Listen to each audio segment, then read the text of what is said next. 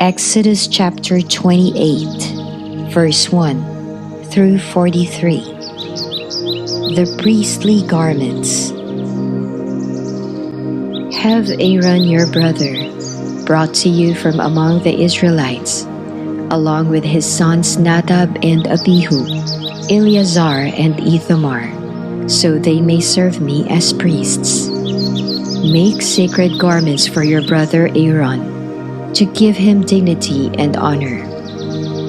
Tell all the skilled workers to whom I have given wisdom in such matters that they are to make garments for Aaron, for his consecration, so he may serve me as priest. These are the garments they are to make: a breastpiece, an ephod, a robe, a woven tunic, a turban, and a sash. They are to make these sacred garments for your brother Aaron and his sons, so they may serve me as priests. Have them use gold and blue, purple and scarlet yarn, and fine linen. The ephod. Make the ephod of gold, and of blue, purple, and scarlet yarn, and of finely twisted linen, the work of skilled hands. It is to have 2 shoulder pieces attached to 2 of its corners, so it can be fastened. Its skillfully woven waistband is to be like it, of 1 piece with the ephod, and made with gold, and with blue, purple, and scarlet yarn, and with finely twisted linen. Take 2 onyx stones, and engrave on them the names of the sons of Israel in the order of their birth, 6 names on 1 stone, and the remaining 6 on the other. Engrave the names of the sons of Israel on the 2 stones, the way a gem cutter engraves a seal. Then mount the stones in gold filigree settings, and fasten them on the shoulder pieces of the ephod, as memorial stones for the sons of Israel. Aaron is to bear the names on his shoulders as a memorial before the Lord. Make gold filigree settings and 2 braided chains of pure gold, like a rope, and attach the chains to the settings. The breastpiece. Fashion a breastpiece for making decisions, the work of skilled hands. Make it like the ephod of gold, and of blue, purple, and scarlet yarn, and of finely twisted linen. It is to be square, a span long and a span wide, and folded double. Then mount 4 rows of precious stones on it. The first row shall be carnelian, chrysolite, and beryl. The second row shall be turquoise, lapis lazuli, and emerald. The third row shall be jacinth, agate, and amethyst. The fourth row shall be topaz, onyx, and jasper. Mount them in gold filigree settings.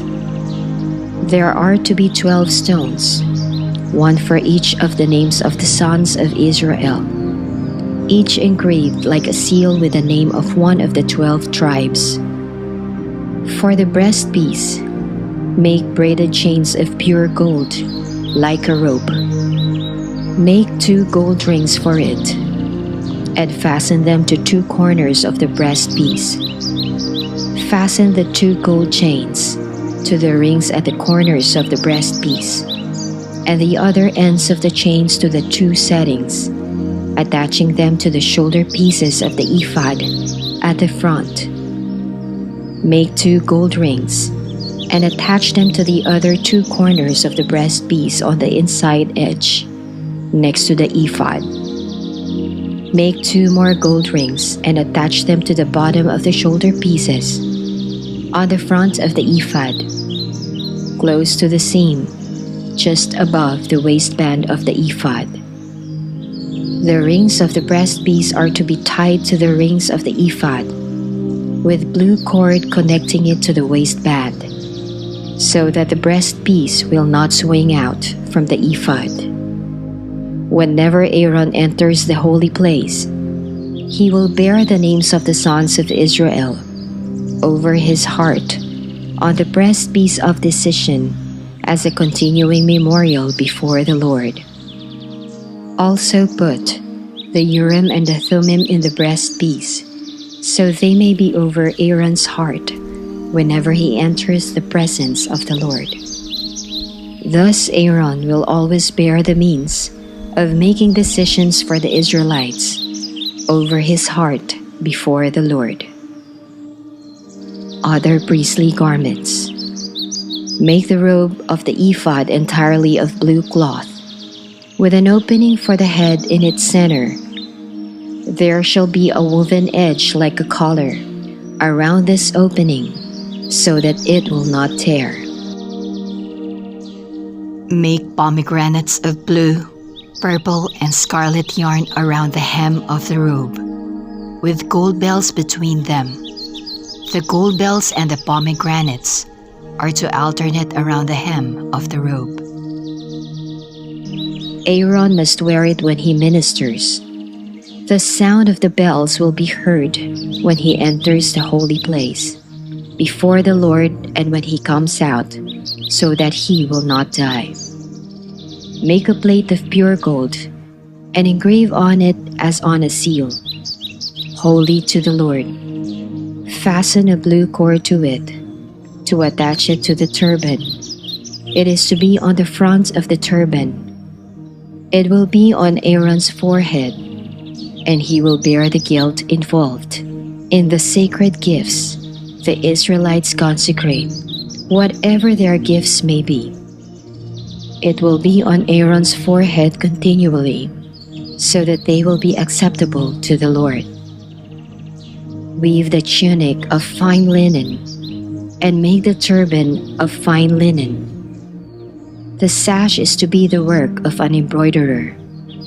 Make tunics, sashes, and caps for Aaron's sons, to give them dignity and honor.